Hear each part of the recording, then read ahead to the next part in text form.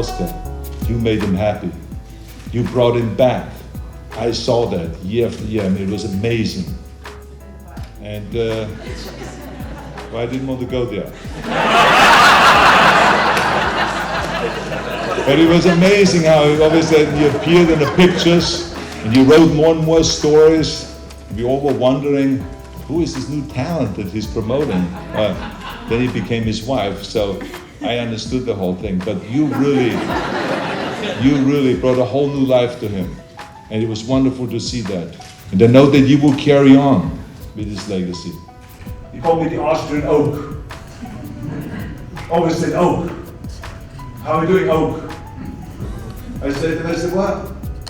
I said, you call me the Oak. I said, let's assume for a second the oak is taken now.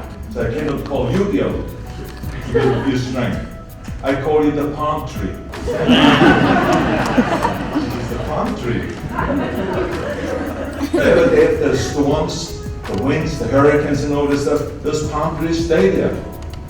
Whereas other trees get ripped out of the ground, homes get ripped out of the ground, cars are flying around when they have those hurricanes. But the palm tree just bends. And he comes back. Never breaks. Till today, I've always bothered to me was a peer, a friend, and I was a fan of the magazine because it has so much passion. Because when I came back to competition, it kept my enthusiasm all these years, because when you read the magazine, it has different articles about bodybuilders, about the current bodybuilder, about supplement nutrition. Very has a lot to do with the human element about training.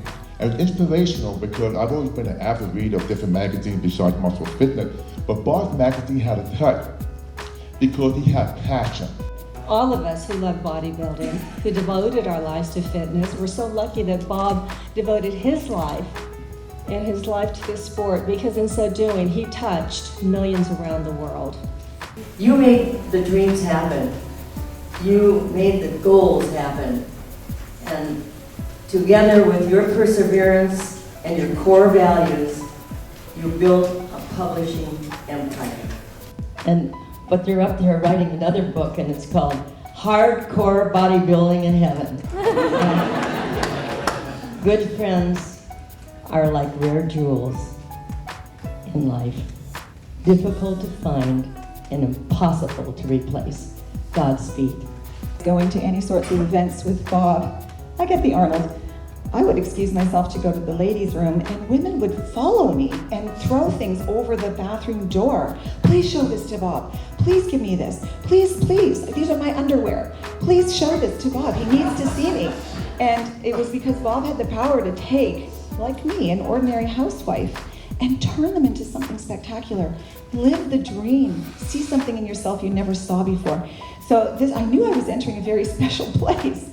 But he never made it easy, and I always appreciated that in Robert. He didn't hand anybody anything, and I know there's a row of people sitting behind my family. Actually, I wouldn't mind if you all stood up, the team from Robert Kennedy Publishing, if you don't mind, and take it out. Thank you. Thank you. He never made anything easy for them or me, and I appreciated that very much, because he wanted people to earn what they got legitimately. He didn't want to make anything seem glib or casual. I think we shot 10,000 photographs before we got the final butt shot. Robert Kennedy Publishing is here to stay. The magazines are going to be as enigmatic as they've always been. They're going to take center stage, and we're going to continue to harvest the fruit that Robert planted for us in a big, bold, and beautiful, colorful way.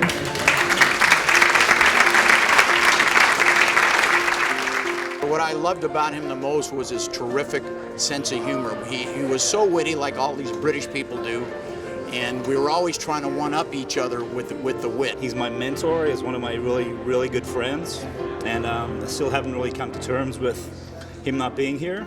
I miss the guy. He was a great influence in my life and in the industry. Thanks, Bob. I always called him the Renaissance man. He was so talented in so many different areas.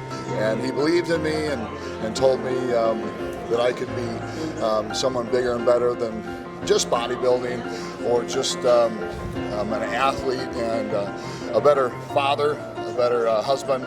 Every time I saw him, there was that sparkle in his eyes. It was either about fitness or about Tosca, just about living.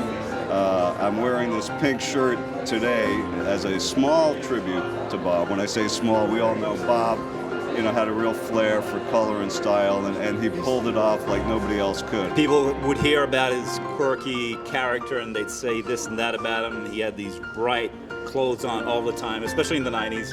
And I would just say, I love Bob. I love Bob because he gave me my start in physique photography. It was 1991.